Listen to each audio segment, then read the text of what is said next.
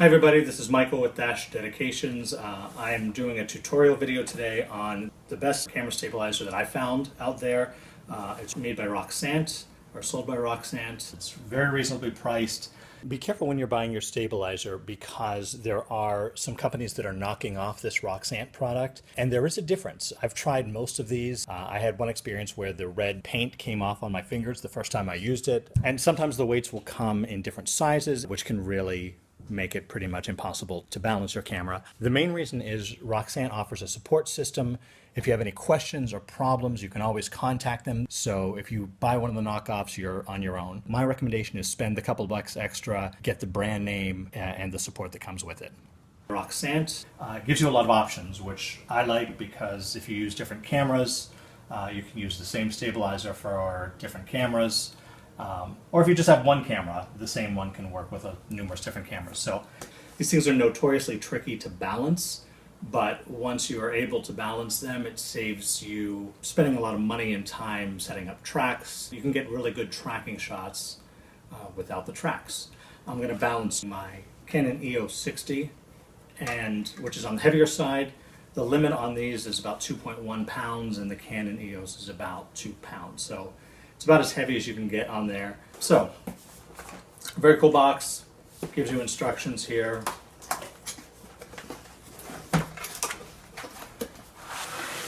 So this comes in 4 pieces.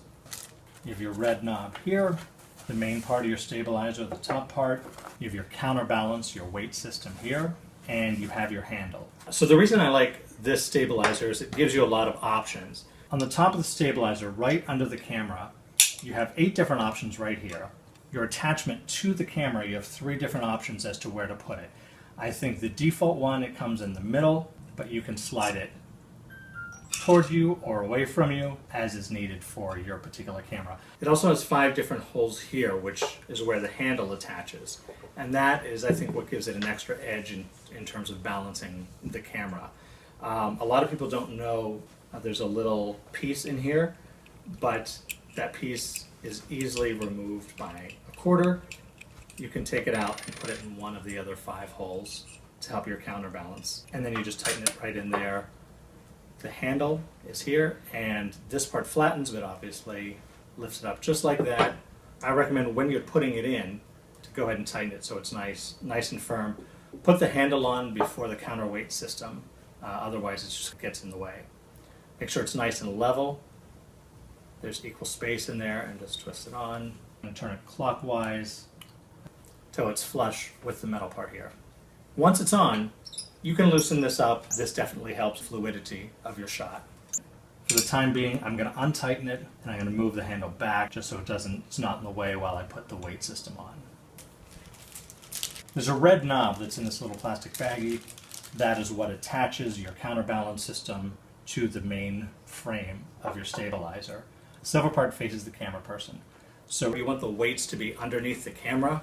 I have seen people balance it incorrectly like that, but if you do that, you'll be filming the floor the entire time. You have 4 different options here. You have 4 holes in which to put in your balance system. Same thing, make sure it's nice and flush. I recommend putting it through the silver part first. Push it nice and flush up against the metal, and then attach it. As you're doing it, make sure that it's going in nice and evenly. The threads are lining up, you're not having to force it. And then, of course, as you get it as tight as possible, make sure the 2 pieces of metal are flush. I want to point out that the counterweight piece is separate from the top piece for a reason. It's because most cameras are unbalanced. There's a battery in one side, which will make one side heavier than the other. If you're using your flip screen, if you have any sort of light on that, all of that is going to make it a little unbalanced. So you can counterbalance with the weight system. So if your camera is pulling a little to the right, just adjust the weight piece to the left a little bit.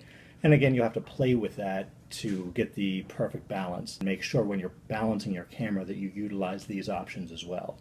Now, the counterbalance system, you can take these off. There's a screw underneath here. You just undo that if you want to take one off if you're doing a lighter camera. I like using the heavier weights even with the lighter cameras, just because the more anchor you have down there, I think the smoother it is. Sometimes it gets a little bit heavy, but you can always use your second hand to give it a little support there. There's nothing wrong with that. Okay, so mounting the camera. Use the same hole that it mounts to a tripod or a tripod plate. There's a black screw here, black knob. It's already in place. Now, here are more options. Again, another feature that I like. You have 3 different options here. So it's not forcing you to put it in just one place. You might have to play with them to see which one works best. For the 60D, I'm going to put it in the 3rd option, the one closest to me. And the main thing here is getting it flush. You want to rest it right on top. So screw it in as tight as you possibly can. Good. Make sure it's straight, that the lens is lined up with the plate below. Now I'm going to test it. Okay, so it's pulling a little bit forward, so I'm going to adjust my weight a little bit. Okay, so the adjustment I made is it was pulling forward a little bit, so I lowered it 1 more rung to the bottom one. I don't know if you can see that. It's as low as it can go, which makes sense with a heavier camera like this. If you look at it straight on, you can see that it's balanced normally. Keep a little bit of play in this, so as you go up and down and tilt, it still maintains that nice, fluid, even feel. It's not going to tilt right and left on you.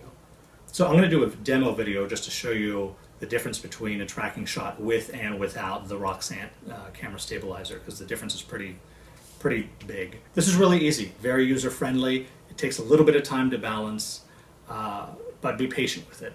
And yeah, I think you'll be happy with your results.